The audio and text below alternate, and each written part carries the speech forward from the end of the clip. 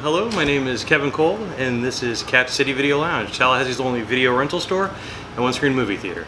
I've had Cap City since 2016. That's the correct reaction. Favorite childhood film? There's one that I feel is the most formative, like Who Framed Roger Rabbit. When I was a kid, you know, these are all of my heroes. And then Jessica Rabbit shows up, and I was like, okay, well, this is a new sensation. This is, okay, hey Jessica. The reveal of Judge Doom, I nearly shit my pants as a kid, excuse my French. This is rad, and it turned me into the horror fan that I am today. Was that one scene, I was like, that solidified it.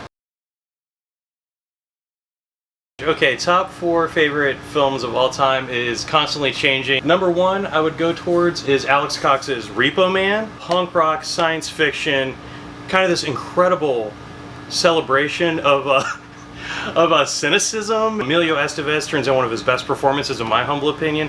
Harry Dean Stanton fucking kills it in this movie.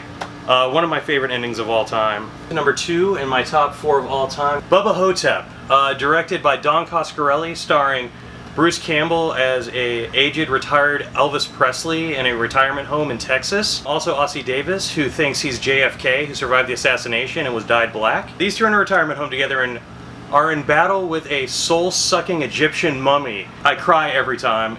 I know some people laugh at the ending. I think it's incredibly heartfelt and warm. The last movie I watch every year on my birthday. I make sure I watch it before midnight. Number 3 in my top 4 of all time list, the 1969 winner for Best Picture, Midnight Cowboy. Kind of a meditation on loneliness and kind of getting onto a new chapter in your life and thinking you're hot shit when really it's like, oh, it's not the ball game you thought it was at all. This movie gets me right now in a way no other film does. 4th and final favorite film of all time, currently, Twin Peaks Fire Walk with Me. People didn't get it when it came out, I understand that. It was incredibly powerful, incredibly dark. I still think it's David Lynch's most beautiful film, most beautifully shot.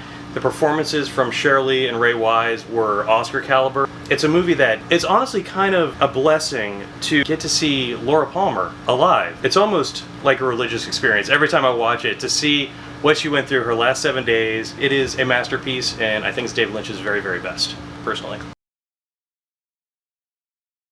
As we were discussing, you know, guilty pleasures don't exactly exist for me. Like, I love everything I love wholeheartedly. Things that are outside the mainstream that I know other people are like, why would you ever enjoy watching this?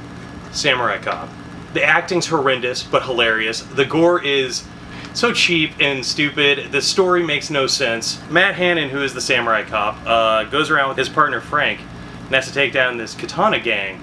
And I think it's in San Francisco. It works way better than it should, but in the trashiest way possible. Really goofy Casio score through the whole thing, unlike anything you'll ever see. One other guilty pleasure I would like to mention is kind of a holy grail of mine personally. Donald Farmer directed this, shot on video, made in 1995. Stars Getty Chasen. She had done a movie called Gorotica right before this. That's where I first saw Getty Chasen, and I fell in love with her. Lesbian vampire movie, a lot of just fun gore, and also like a solid heart at the core of it. Like the romance genuinely works.